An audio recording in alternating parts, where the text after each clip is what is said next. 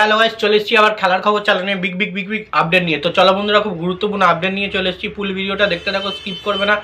Skip করলে কিন্তু ভিডিওর মধ্যে অনেক কিছু মিস করবে। এবং এই খেলার খবর চ্যানেলে যারা নতুন আছে অবশ্যই এই খেলার খবর চ্যানেলটা সাবস্ক্রাইব করে পাশে থাকুন। পাশে থাকা বেলাইকন ঘন্টাকে ঢং করে বাজিয়ে দাও, বেশি বেশি লাইক এবং কমেন্ট করে দাও, যাতে মোটিভেট হয়ে তোমাদের এই খেলার খবর চ্যানেলে আমি ফার্স্ট আপডেট দিতে পারি। তো চলো বন্ধুরা, ফার্স্ট যে আপডেটটা নিয়ে কথা বলবো, খুব গুরুত্বপূর্ণ একটা আপডেট তোমাদের শেয়ার করতে চলেছি। তো মোহনবাগান শিবিরের প্লেয়ার গ্রেগ স্টুয়ার্টকে নিয়ে। তো বেসিক্যালি আগে বলে দিই, গ্রেগ স্টুয়ার্টকে নিয়ে আপডেটটা দেবো। তার আগে বলি হ্যাপি বার্থডে গ্রেগ স্টুয়ার্ট। তো গ্রেগ স্টুয়ার্টের হচ্ছে আজকে happy birthday. Mohun Bagan official page থেকে কিন্তু পোস্ট করে দেওয়া হয়েছে। এবং ব্যাপারটা যেটা হচ্ছে, গ্রেগ স্টুয়ার্টের সঙ্গে চুক্তি কি বাড়াচ্ছে মোহনবাগান ম্যানেজমেন্ট, এবং সেটা কিন্তু গ্রেগ স্টুয়ার্টকে বলাও হয়েছিল।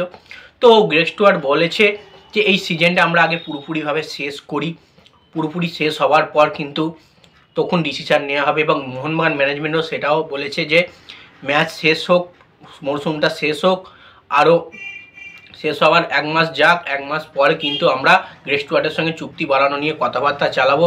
এবং যদি গ্রেগ স্টুয়ার্ট মোহনবাগান শিবিরে থাকতে চায়, চুক্তি বাড়াতে চায়, অবশ্যই গ্রেগ স্টুয়ার্টকে নিয়ে আমরা আরও 2 বছরের চুক্তি বাড়িয়ে নেব। এবং অবশ্যই গ্রেগ স্টুয়ার্ট মোহনবাগান শিবিরে থাকতে চাইবে, এমনটাই কিন্তু অঙ্গভঙ্গি তার মনে দেখা গেছে। যে কোনো আইএসএলের যে কোনো টিমে খেলার থেকে মোহনবাগান টিমে যে প্লেয়ারই খেলবে সে মোহনবাগান টিমকে একটা আলাদাভাবে ভালোবেসে ফেলবে। কারণ এর আগে আমি গ্রেগ স্টুয়ার্টকে দেখেছি মুম্বাই সিটি এফসির হয়ে কিন্তু লিগ সিল জিতেছে, জেতার পর কিন্তু তার পরের মৌসুমে কিন্তু সে তার নিজের দেশের ক্লাবে চলে গেছিলো মুম্বাই সিটি এফসি ছেড়ে। আর কোনো রকমই তার সঙ্গে চুক্তি বাড়ানো হয়নি।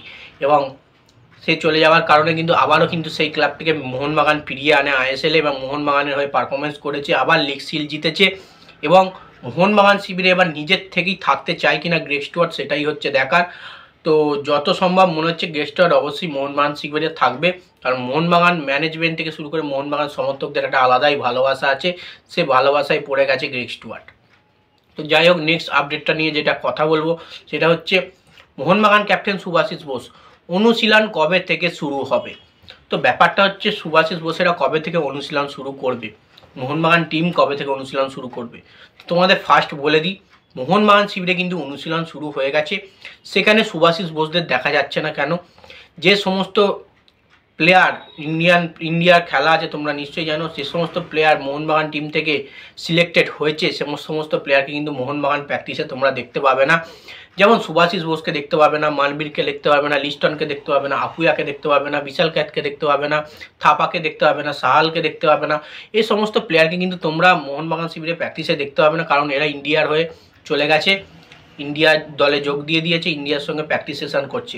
এবং যে সমস্ত ইন্ডিয়ান প্লেয়ার চান্স পায়নি মোহনবাগান টিমে আছে তারা কিন্তু প্র্যাকটিস করছে। এবং যে সমস্ত বিদেশিরা আছে তাদের নিয়ে কিন্তু মোহনবাগান শিবির অবশ্যই প্র্যাকটিস সেশন চালাচ্ছেন। সেই কারণে কিন্তু তোমরা সুভাশিস বোসকে প্র্যাকটিসে দেখতে পাচ্ছ না, কিন্তু অবশ্যই অফিসিয়াল পেজে কিন্তু পোস্ট হয়ে গেছে। সেখানে গ্রেগ স্টুয়ার্ট, টম অলডারেট, তারপরে তোমার সুয়েল ভাটফাট, শাল আব্দুল সামাদ বাদে সুয়েল ভাটফাট এরা কিন্তু প্র্যাকটিস সেশন করছে। দিমিত্রি, জেসন কামিংস প্র্যাকটিস করছে, মানে মোহনবাগান তাদের প্র্যাকটিস সেশন স্টার্ট করে দিয়েছে। তো যাই হোক, নেক্সট এবং লাস্ট আপডেট যেটা নিয়ে কথা বলবো, একটা দুর্দান্ত প্লেয়ার নিয়ে কথা বলবো, সেটা হচ্ছে সুভাশিস বোস। যতই মোহনবাগান টিম ভালো খেলুক, সুভাশিস বোস বলো, আশিস রায় বলো, এদের কোনো রকম ভালো ব্যাকআপ প্লেয়ার নেই। ব্যাকআপের অভাব কিন্তু এখনও থেকে যাচ্ছে। যতই টিম ভালো খেলুক, লিগ সিল জিতুক, চ্যাম্পিয়ন হোক, কিন্তু অবশ্যই একটা করে ব্যাকআপ প্লেয়ার লাগবে। যেমন গোলকিপারের একটা ব্যাকআপ গোলকিপার থাকে, সেরকম ডিফেন্সারেরও একটা ব্যাকআপ ডিফেন্সার লাগবে। মানে একটা ভালো ইন্ডিয়ান ডিফেন্ডারের পরে কিন্তু একটা মোটামুটি যে ভালো এক্সপিরিয়েন্স বালা ডিফেন্ডার কিন্তু অবশ্যই চাই। কারণ একটা ভালো ডিফেন্ডারের পর একটা ছোট বাচ্চা ডিফেন্ডারকে যদি খেলতে নামিয়ে দেওয়া হয়, তাহলে সেক্ষেত্রে কোনো রকমই তার ব্যাকআপ হয় না সুভাশিসের। তো আশিস রায়ের বদলে দিব্যেন্দু কিন্তু অনেক রকমভাবেই কাজ চালিয়ে দিয়েছে, আমরা দেখেছি, কিন্তু সুভাশিসের পেছনে কিন্তু কাউকে দেখতে পাচ্ছি না। তো একটা প্লেয়ারের নাম উঠে আসছে, সেই প্লেয়ারটা হচ্ছে অভিষেক সিং। অভিষেক সিং এই প্লেয়ারটা ইন্ডিয়ান প্লেয়ার এবং দুর্দান্ত পারফরমেন্স করছে পাঞ্জাবের হয়ে। আমরা নিশ্চয়ই দেখেছি বড় বড় চুল পাঞ্জাবের হয়ে পারফরমেন্স করছে। এই অভিষেক সিংকে কিন্তু মোহনবাগান শিবির টার্গেট করছে সুভাশিস বোসের ব্যাকআপ প্লেয়ার হিসেবে। তো দেখা যাক, নেক্সট সিজনের জন্য কিন্তু দল গোছানো শুরু করে দিয়েছে মোহনবাগান ম্যানেজমেন্ট, মোহনবাগান শিবির, এবং অভিষেক সিংকে সই করিয়ে নিয়ে কিন্তু সুভাশিসের ব্যাকআপ হিসেবে কিন্তু তাকে নিয়ে আসবে, এমনটাই কিন্তু কথাবার্তা চলছে। দেখা যাক কতটা কথাবার্তা এগোয়। এবং প্লেয়ারটা কিন্তু অবশ্যই ভরসাযোগ্য প্লেয়ার অভিষেক সিং, দুর্দান্ত ডিফেন্স করতে পারে, আমরা খেলা দেখেছি। তো যাই হোক, এই আপডেটই ছিল। ভিডিওটা ভালো লাগলে লাইক কমেন্ট শেয়ার সাবস্ক্রাইব করে পাশে থাকো। চলো বন্ধুরা, বাই। নেক্সট ভিডিও আবার দেখা হচ্ছে। টাটা।